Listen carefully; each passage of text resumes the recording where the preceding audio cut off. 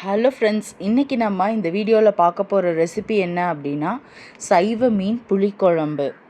அது ஒன்றும் இல்லைங்க, கத்திரிக்காய் புளிக்குழம்பு ரெசிபி தான் நம்ம இந்த வீடியோவில் பார்க்க போகிறோம்.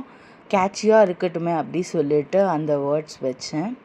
இப்போ பார்த்திங்கன்னா அதுக்கு தேவையான பொருள் என்னென்ன அப்படின்னா பூண்டு, வெங்காயம், தக்காளி, அப்புறமா தேங்காய், கத்திரிக்காய், இதெல்லாம் தான் ஒரு மெயினான இன்க்ரீடியண்ட்டு. இதெல்லாம் நடுவில் நம்ம மசாலாஸ் அரைக்கிறதுக்கு கொஞ்சம் இன்க்ரீடியண்ட் நம்ம சேர்த்துப்போம். ஃபஸ்ட்டு ஒரு கடாயில் எண்ணெய் ஊற்றிட்டு கடுகு வெந்தயமும் போட்டு நல்லா பொரிஞ்சதுக்கப்புறம் பூண்டு போட்டுட்டு நம்ம கருவேப்பிலை சேர்த்துக்கிறோம். இந்த புளிக்குழம்பு, வத்தக்குழம்பு இதுக்கெல்லாம் பார்த்திங்கன்னா வெந்தயம் ஆட் பண்ணும்போது அது ஒரு நல்ல டேஸ்ட் கொடுக்கும். அதனால் நீங்கள் மிஸ் பண்ணாமல் இதில் வெந்தயம் தாளித்து சாப்பிட்டு பாருங்கள். முடிஞ்சால் இந்த குழம்பு நல்லெண்ணெயில் தாளிங்க, இன்னமுமே டேஸ்ட்டாக இருக்கும். நல்லா எண்ணெய் ஊற்றிட்டு கடுகு, வெந்தயம், பூண்டு, கருவேப்பிலை, அப்புறம் வெங்காயம் இதெல்லாம் நம்ம தாளிச்சிருக்கோம். பொதுவாகவே இந்த மாதிரி புளிக்குழம்பு இதுக்கெல்லாம் நம்ம புளிக்குழம்பு, கடைசல் இந்த மாதிரி ஐட்டம்க்கெல்லாம் நம்ம நிறையா நல்லெண்ணெய் யூஸ் பண்ணோன்னா ரொம்பவே டேஸ்ட்டாக இருக்கும்.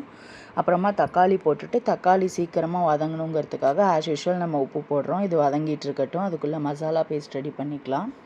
மசாலா பேஸ்ட் ரெடி பண்ணுறதுக்கு தேங்காய் கொஞ்சமாக நான் சாம்பார் பொடி சேர்த்துக்கிறேன். அப்புறமா தனியா பொடி சேர்த்துருக்கேன், மிளகா பொடி சேர்த்துருக்கேன்.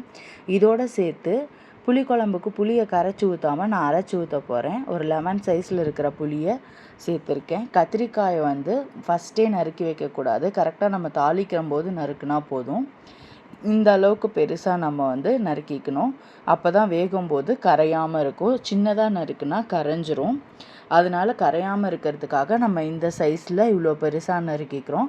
நீங்கள் வேணும்னா அந்த காம்பை எடுத்துடலாம், ஆனால் நான் அதோடு தான் போட்டிருக்கேன். அதோடு போட்டால் டேஸ்ட் நல்லாயிருக்கும். இந்த மாதிரி வெங்காயம் தக்காளி வதங்கினதுக்கப்புறமா நம்ம கத்திரிக்காயும் போட்டுறணும். கத்திரிக்காய் வதங்கிட்டு இருக்க சமயத்தில் மசாலாவை நல்லா மையாக அரைச்சிட்டு வந்துடணும். இந்த அரைச்ச மசாலாவை நம்ம கத்திரிக்காய் வதங்கிட்டு இருக்கு இல்லையா, அதில் நம்ம ஊற்றிடலாம்.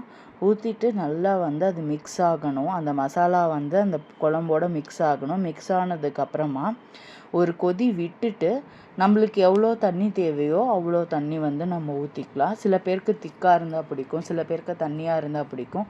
உங்கள் ஃபேமிலியில் இருக்கிறவங்களுக்கு எப்படி பிடிக்குமோ அதுக்கு தகுந்த மாதிரி ஊற்றிக்கோங்க. நல்லா வெந்ததுக்கப்புறமா நம்ம மல்லித்தழை போட்டுக்கலாம். கத்திரிக்காய் வெந்துருச்சா வேகலையான்னு எப்படி செக் பண்ணுறது அப்படின்னா, கத்திரிக்காயோட கலர் மாறி இருக்கும்.